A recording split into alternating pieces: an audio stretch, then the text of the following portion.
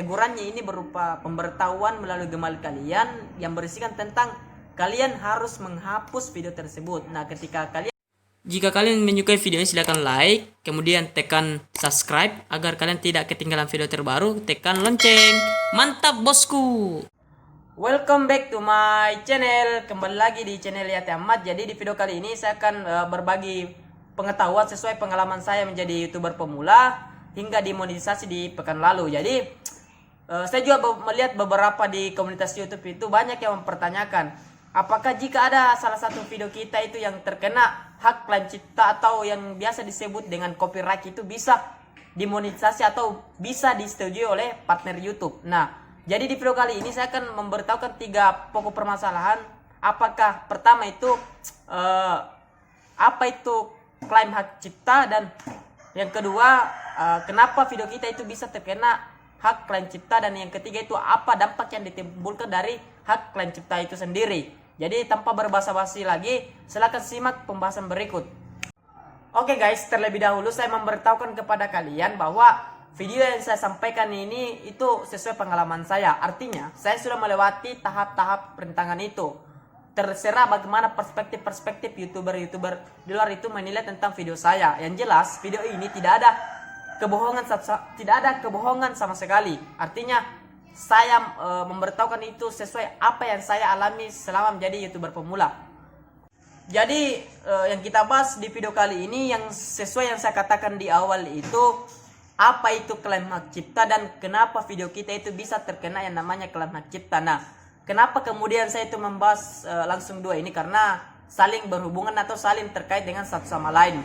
Terlebih lagi pihak YouTube itu lagi-lagi meluncurkan sebuah algoritma baru yang mengharuskan kita sebagai YouTuber pemula itu sangat sulit untuk melakukan pengajuan, karena syaratnya sangat besar, yang dimana syaratnya itu harus mempunyai 1000 subscriber dan 4000 jam tayang dalam waktu setahun. Mungkin kalau artis-artis di luar sana itu yang sudah dikenal orang-orang banyak itu sangat gampang untuk mencapai target tersebut. Nah, sedangkan kita yang tidak dikenal oleh orang-orang itu pasti sangat sulit untuk mencapai target itu. Nah, stigma inilah yang membuat YouTuber-YouTuber pemula itu sangat sulit untuk mencapai itu. Nah, sehingga akan melakukan berbagai cara untuk melakukan hal ini untuk mencapai target tersebut. Jadi, klaim hak cipta itu bisa dibedakan menjadi 2 guys. Yang pertama, klaim konten ID, yang dimana sebuah sistem YouTube yang dihasilkan atas kesepakatan antara pihak YouTube dan si partner YouTube, yang dimana klaim konten ID itu merupakan video yang berisikan materi yang sudah dilindungi si pemiliknya. Artinya videonya itu sudah ada hak ciptanya atau sudah dilindungi. Nah, teman-teman juga itu bisa mengeditnya itu di dashboard YouTube. Banyak kok tutorialnya di YouTube itu sudah menyarankan seperti itu. Sedangkan yang kedua itu adalah penghapusan karena pelanggaran hak cipta. Cuma kalau secara esensi atau definisinya itu sama atas klaim konten ID ini. Cuma yang menjadi perbedaannya itu adalah dampak yang ditimbulkan. Cuman kita tidak terlalu jauh membahas bagaimana cara kita memperoleh 1000 subscriber dan 4000 jam tayang dalam waktu setahun. Mungkin di next video lah kita bahas bagaimana cara memperoleh 1000 subscriber dengan efektif dan 4000 jam tayang. Jadi yang saya katakan tadi, apa itu klaim hak cipta? Nah, jadi klaim hak cipta itu bisa dibedakan menjadi 2 guys. Yang pertama, klaim konten ID, yang dimana sebuah sistem YouTube yang dihasilkan atas kesepakatan antara pihak YouTube dan si partner YouTube, yang dimana klaim konten ID itu merupakan video yang berisikan materi yang sudah dilindungi si pemiliknya. Artinya videonya itu sudah ada hak ciptanya atau sudah dilindungi. Nah, teman-teman juga itu bisa mengeditnya itu di dashboard YouTube. Banyak kok tutorialnya di YouTube itu sudah menyarankan seperti itu. Sedangkan yang kedua itu adalah penghapusan karena pelanggaran hak cipta. Cuma kalau secara esensi atau definisinya itu sama atas klaim konten ID ini. Cuma yang menjadi perbedaannya itu adalah dampak yang ditimbulkan.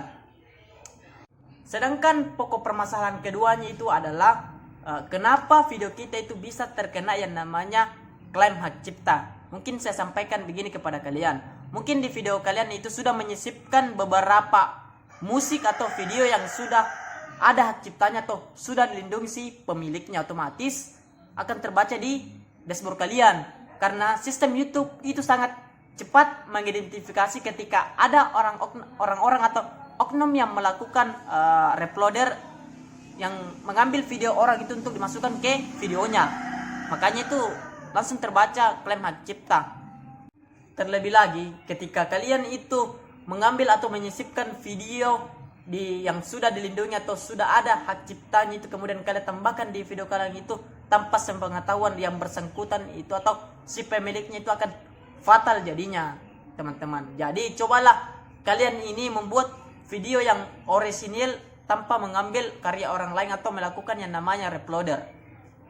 Nah, ketika teman-teman juga mau mengambil musik tanpa atau aman dari yang namanya copyright itu, silakan teman-teman itu mendownloadnya di dashboard YouTube. Dan dashboard YouTube itu sudah menyediakan beberapa audio yang kalian bisa download itu secara gratis.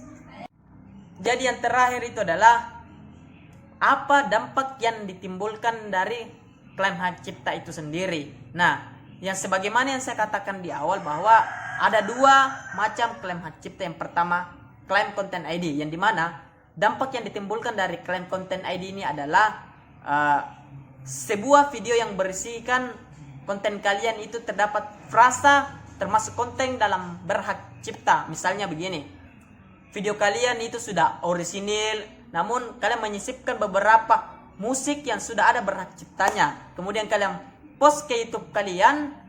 Kalau kita mau melihat dampaknya itu tidak ada, cuman dampak yang ditimbulkan dari channel video ini terhadap channel kalian itu tidak ada. Cuman kalau kita mau melihat dampak yang ditimbulkan dari pendapatan kalian itu sangat berpengaruh. Misalnya begini, kalian di video kalian itu yang sudah terkena klaim konten ID itu, misalnya kalian itu sudah mendapatkan 1 juta viewers. Nah, 1 juta viewers ini mendapatkan beberapa jutaan atau berapa pendapatan. Nah, yang kalian dapatkan itu adalah 0%. Sedangkan yang menjadi pertanyaannya, siapakah yang berhak mendapatkan pendapatan dari hasil video kita ini? Jawabannya adalah si berhak cipta ini, si pemilik klaim hak cipta ini. Jadi kesimpulannya adalah dampak yang ditimbulkan dari channel kalian ini terhadap klaim konten ID mungkin tidak berpengaruh. Cuman kalau kita mula dampaknya itu adalah berpengaruh dari hasil pendapatan kalian. Untuk yang kedua adalah penghapusan karena pelanggaran hak cipta. Mungkin kalau kita melihat secara awal kata saja, ini pasti dampaknya sangat besar karena penghapusan. Nah, mungkin kalau tegurannya ini berupa pemberitahuan melalui Gmail kalian yang berisikan tentang kalian harus menghapus video tersebut. Nah, ketika kalian sudah diberikan teguran namun tidak menghapus video tersebut, itu otomatis kalian itu akan diberikan surat teguran berupa pemberhentian atau akun channel kalian itu tidak akan bisa dipakai lagi kalau kalian tidak menghapus video tersebut, yang dimana pihak YouTube itu sudah memberikan beberapa teguran, tapi kalian itu tidak pernah menghapus video tersebut. Ya, alhasil channel kalian itu akan dibanet secara permanen dan tidak bisa dipergunakan lagi. Itulah beberapa dampak yang ditimbulkan dari klaim hak cipta itu sendiri. Sedangkan yang menjadi paling urgent di video kali ini adalah apakah jika di salah satu video kita itu terkena klaim hak cipta itu bisa dimonetisasi atau bisa disetujui oleh pihak YouTube sebagai partner YouTube? Jawabannya adalah bisa saja ya. Karena menurut pengalaman saya dan teman saya itu beberapa YouTuber ada contohnya saya lah. Video saya itu ada yang terkena klaim hak cipta dan saya mengajukan itu pada tanggal 29 dan alhasil saya diterima oleh pihak YouTube itu pada tanggal 30. Contohnya ini. Nih gue nampakin. Nah, artinya kalau kita mau melihat secara konklusinya dari pengalaman saya ini adalah kalian itu harus tetap konsisten untuk mengupload video kalian secara orisinil tanpa melakukan yang namanya reploader. Karena kalau kalian melakukan video itu misalnya begini, kalian melakukan video hanya menambahkan beberapa musik saja, namun isinya itu kayak contohnya video kalian itu hanya menambahkan musik saja lah, bukan melakukan yang reploader sama hanya menambahkan isi itu sangat berbeda. Yang dimana kalau kita misalnya kayak membuat vlog, sungguh tidak etis kalau saat kita membuat vlog itu tidak ada isinya musik, sangat sepi kan. Nah, jadi kita tambahkan beberapa musik saja.